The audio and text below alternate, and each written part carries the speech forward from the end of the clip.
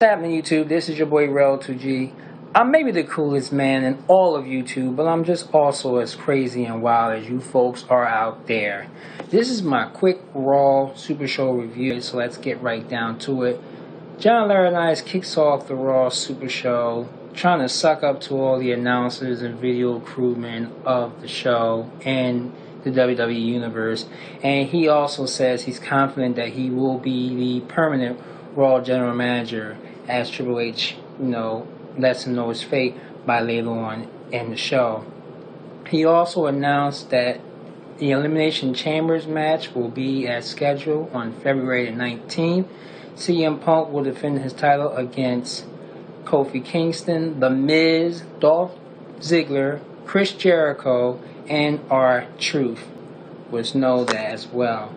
But he also announces that Beth Phoenix will defend her Divas title against Eve later on in the show.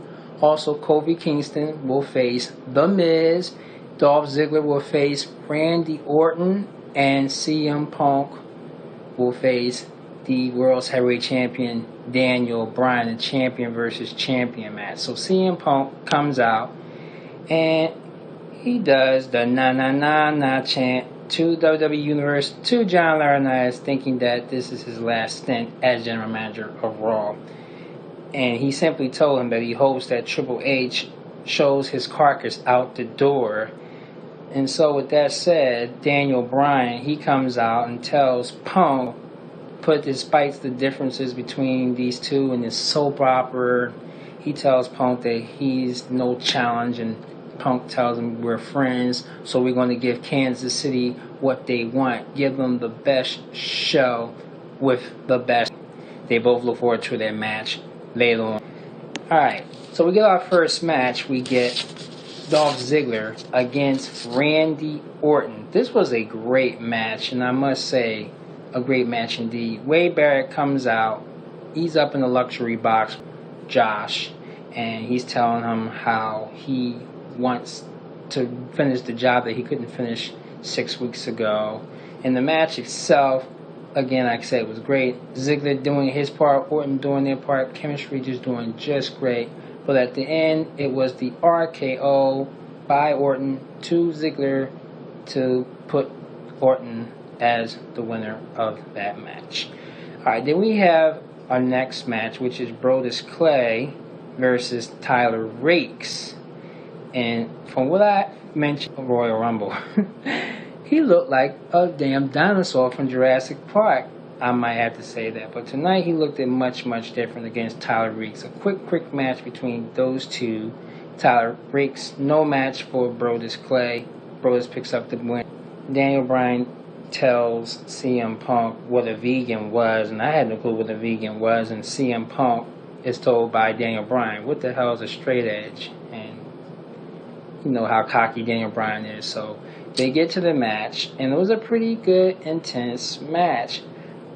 Everything was going well as expected until at the end, Chris Jericho comes out, throws Bryan out of the ring, and interferes in the match and puts CM Punk in the code breaker, and Daniel Bryan picks up the win on account of a disqualification. So we get the next match, and it is The Miz and Kofi Kingston. Another good match. It was Kofi Kingston who picks up the win, even though R-Truth was at the announce table and whatever calling the match. The Miz simply couldn't get out of that trouble in paradise over Kofi Kingston. Kofi picks up the win. Then we get another name of the Hall of Fame, which is Mike Tyson. Congratulations. He becomes the celebrity inductee to the WWE Hall of Fame the night before WrestleMania. Alright.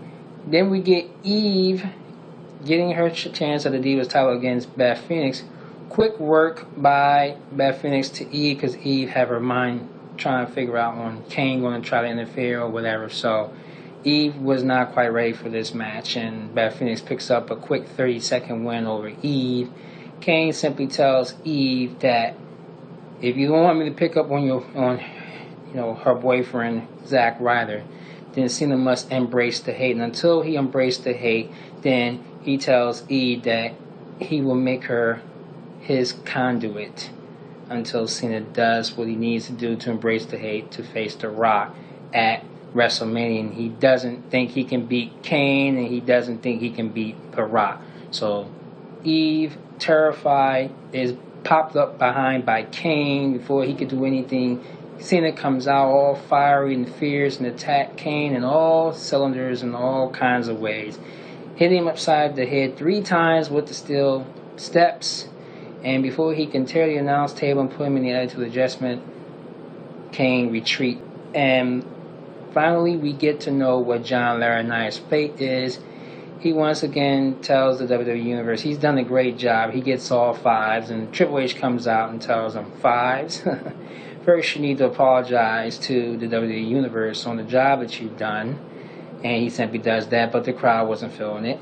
And then he tells that it was a club that Vince McMahon once did, and he started puckering up his lips, putting chapstick on, and I was cracking up, thinking he was going to kiss his ass. But Triple H thinks, you're a freak, I'm not going to let you do that. Don't know where your lips been. So he simply tells John Laurinaitis that good luck in your future endeavors.